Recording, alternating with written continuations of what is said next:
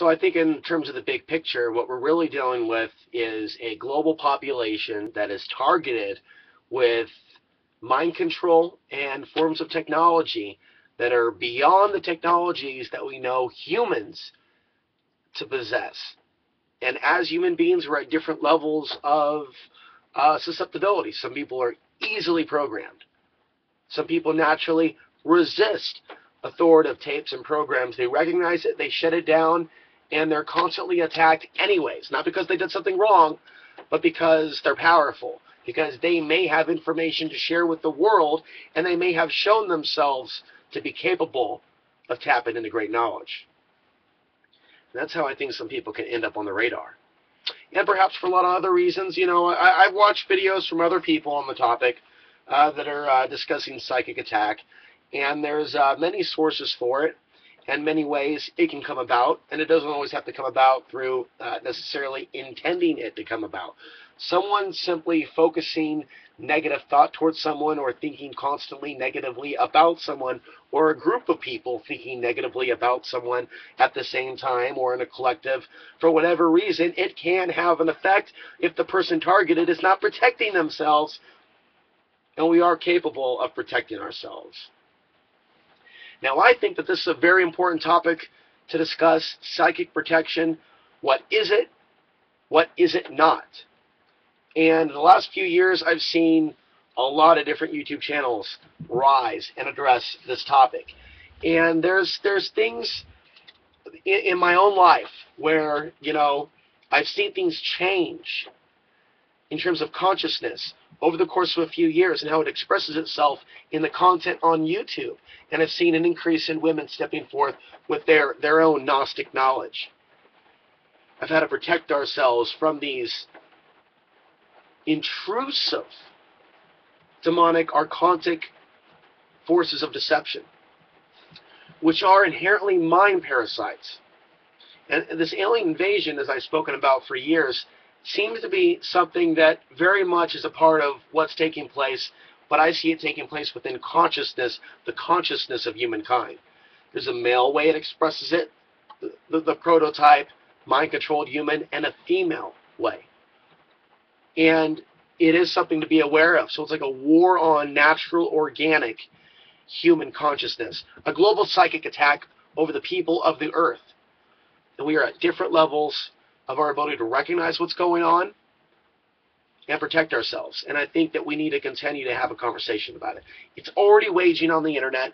People are having these experiences. A lot of people are running around thinking that they're being gang stalked by human beings that are coordinating, that are co-workers, that have nothing better to do than to drive around stalking them 24/7 and testing out different forms of voice to skull, mind control, ELF technologies.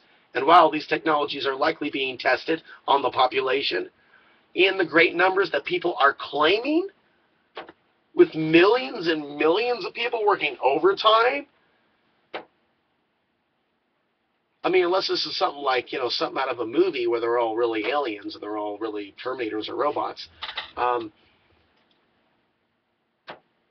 the assertion that there are millions of people out there, human beings, involved in harassing people with technologies that are causing ringing in their ears wherever they go, is to me beyond rationale.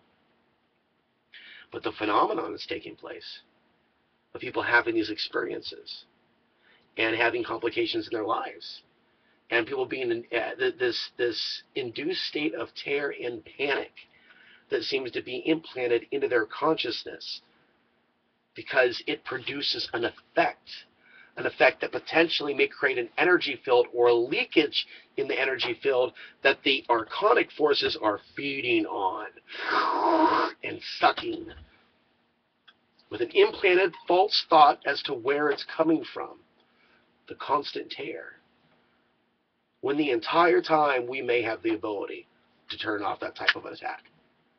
There are people that are open to the idea of a grand conspiracy that is orchestrated against just them, and they are not giving enough time to their own ability to protect themselves spiritually, or the importance of maintaining our spiritual body.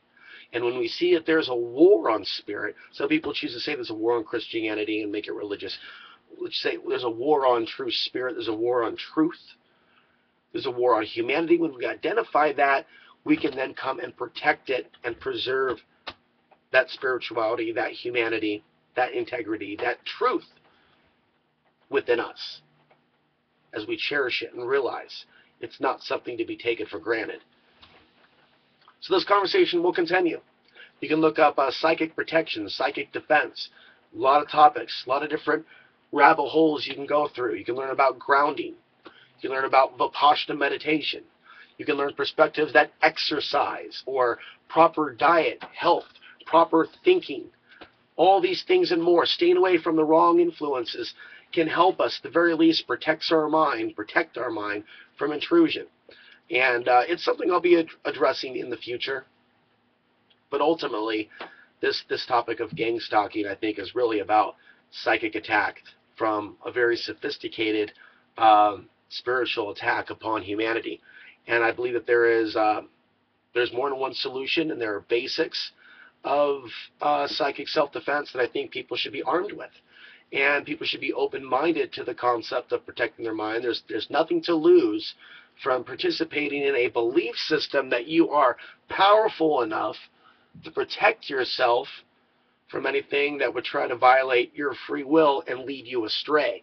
And I think in these particular days and ages that we're in, it's very important to protect your mind.